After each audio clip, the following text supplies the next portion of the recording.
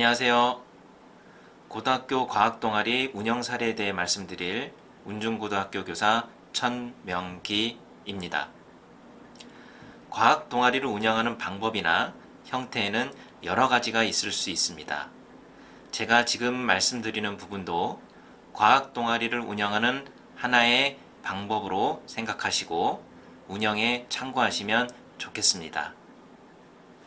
제가 운영했던 동아리는 화면에 보시는 것처럼 실험을 통해 과학적 지식을 전달하는 과학 멘토링 동아리입니다.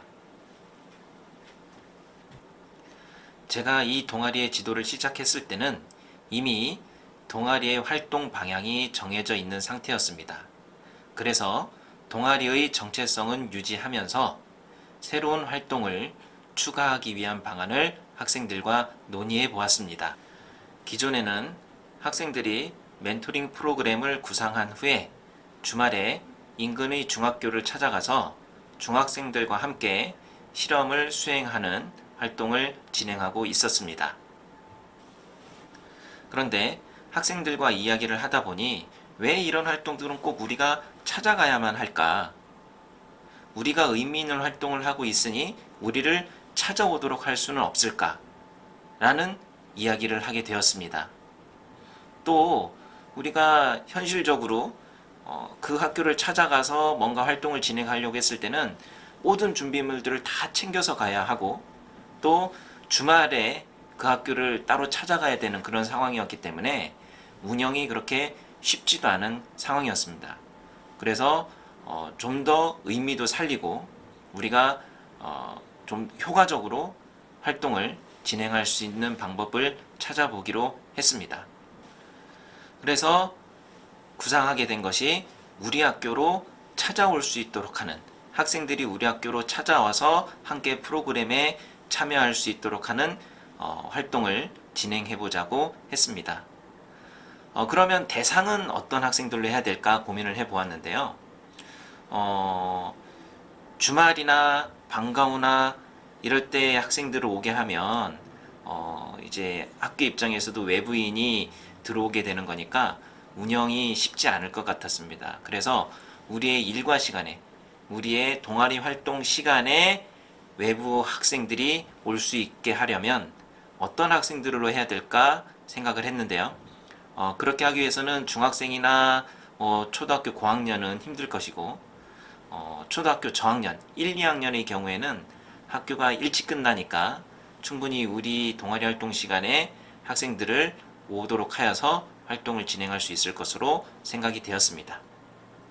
그래서 초등학교 1, 2학년 학생들을 대상으로 하는 멘토링 프로그램을 구상하게 되었습니다. 동아리 활동 방향을 정한 후에는 활동 주제를 정하는 논의를 진행했는데요. 한 번의 활동으로 끝나는 것이 아니라 장기간에 걸쳐서 지속적으로 수행할 수 있는 주제를 정하고자 했습니다.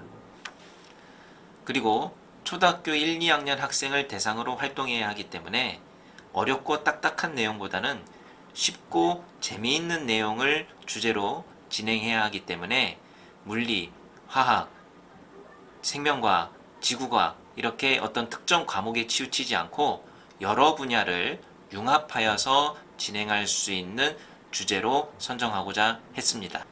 그래서 선정된 주제가 지속가능 발전이었습니다. 지속가능 발전은 어린이들도 꼭 알아두어야 할 내용이고 쉽고 재미있게 접근할 수 있는 활동을 다양하게 구상할 수 있어서 지속가능 발전을 주제로 활동을 진행하기로 했습니다.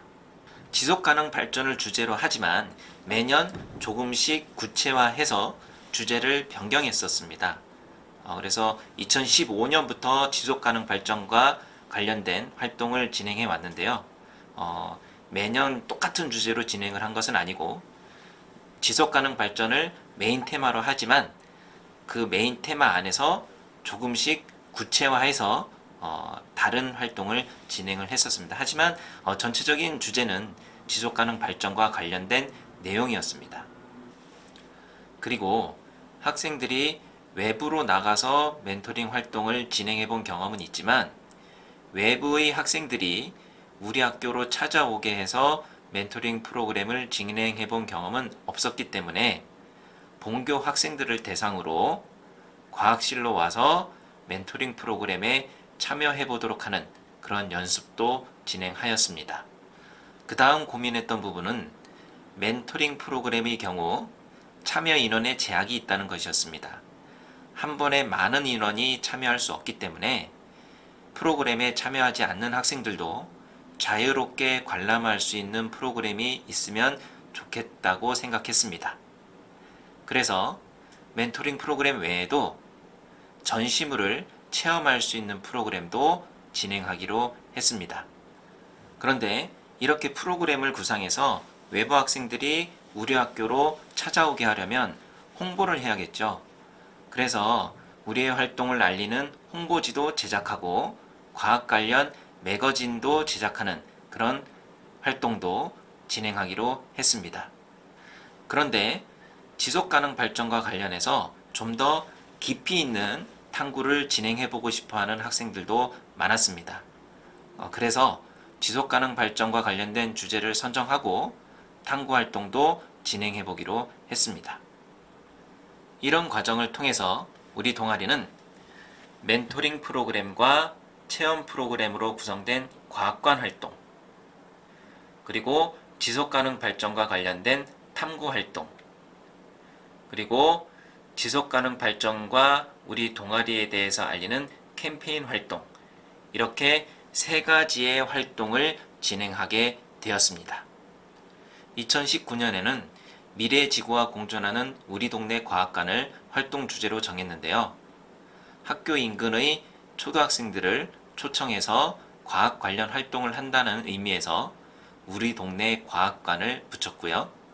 또 지속가능 발전을 통해서 미래의 지구를 살릴 수 있는 활동을 한다는 의미에서 미래의 지구와 공존하는 우리 동네 과학관이라는 주제를 선정하게 되었습니다.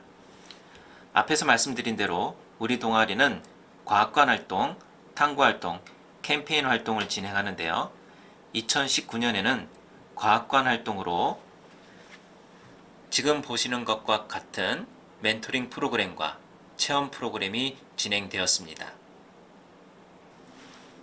과학관 프로그램은 학생들이 프로그램을 구상한 후에 홍보지를 제작하고 동아리 카페와 지역 맘카페 등에 홍보를 합니다. 그 후에 동아리 카페에서 참여 신청을 받습니다. 멘토링 프로그램은 참여 인원에 제한이 있기 때문에 신청자만 참여할 수 있고, 체험 프로그램은 참여 신청을 하지 않았더라도 해당하는 시간에 우리 학교에 찾아오면 누구든지 참여할 수 있도록 진행하였습니다. 처음에는 우리의 활동이 알려지지 않아서 참여 인원을 모집하는 데 어려움을 겪었지만 이제는 지역에 어느 정도 활동이 알려져서 활동을 공지하면 빨리 신청 마감이 되고 있는 그런 상황입니다. 지금 보시는 장면은 학생들의 활동 장면인데요. 초등학생들도 고등학생들과 함께 활동하면서 굉장히 재미있어하고, 또 고등학생들도 초등학생을 가르치면서 보람을 느끼고 있는 그런 매우 유익한 활동이 되겠습니다. 멘토링 프로그램 외에도 다양한 체험 프로그램을 준비해서 우리 학교를 방문하는 초등학생들이 지속가능 발전과 관련된 내용을 재미있게 체험해 볼 수 있도록 준비했습니다. 체험 프로그램이 진행 중인 모습은 지금 보시는 화면과 같습니다.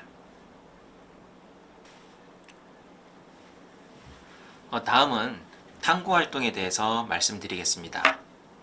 탐구 활동의 경우에는 쉽게 생각하면 동아리 활동 주제와 연결짓기 좋을 것 같은데요.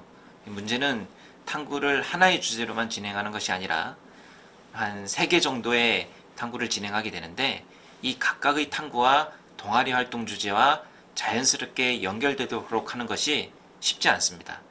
게다가 각각의 주제가 따로따로 떨어져 있는 것이 아니라 각각의 탐구 주제가 연결되어서 하나의 결과물을 얻어낼 수 있는 이런 탐구 주제가 선정되어야 좋은데요. 그런 주제 선정 과정이 굉장히 어렵습니다. 탐구 활동에 있어서는 이 부분이 가장 어려운 부분이었습니다. 2019년에는 지금 보시는 것과 같은 주제로 탐구를 진행했는데요. 앞에서도 말씀드렸다시피 각각의 탐구 주제가 우리 동아리의 활동 주제와 잘 연결될 수 있도록 하는 것이 중요했습니다. 사실 동아리에서 진행되는 연구는 연구 자체가 중요하다기보다는 동아리 활동 주제와 얼마나 잘 이어지느냐가 중요하다고 볼 수 있는데요. 그래서 저희는 지속가능 발전과 관련지어서 이산화탄소를 잘 흡수하는 미세조류를 어떻게 하면 잘 기를 수 있을지 알아보고, 이 미세조류를 기르기 위한 실내 농업장치를 만들고, 또 이 농업장치에 에너지를 공급해 줄 수 있는 장치에 대해서도 고안해보는 그런 탐구활동을 진행했습니다. 지금 보시는 화면은 학생들이 탐구활동을 진행하고 있는 모습입니다.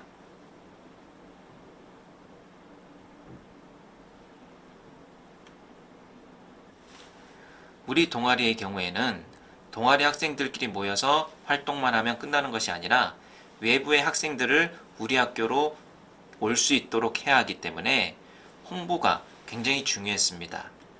그래서 캠페인 활동도 굉장히 비중을 많이 두고 활동을 했는데요. 지금 보시는 것처럼 프로그램을 구상한 후에 홍보지를 제작해서 지역사회에 알렸고요. 그리고 또 우리의 활동뿐만 아니라 과학과 관련된 그런 내용과 또 지속가능 발전 관련 내용, 이런 것들을 종합해서 매거진을 제작해서 발행하기도 했습니다.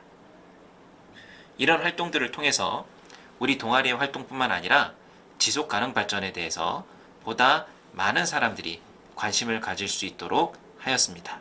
지금까지 운중고등학교 과학동아리 에스키모스의 운영 사례에 대해서 말씀드렸습니다. 다른 과학동아리의 운영에도 좋은 참고가 되었으면 좋겠습니다.